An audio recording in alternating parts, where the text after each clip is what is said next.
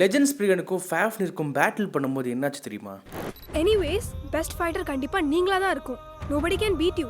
இல்லை, நான் தோற்றுவிட்டேன்.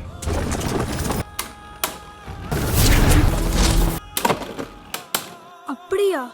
யார் ஜெயிச்சது? காண்டீபன் குந்தி மைந்தன் அர்ஜுனன்.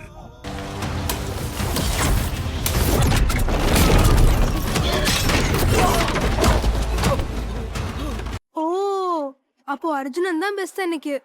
இல்லை, இன்னொருவன் இருந்தான்.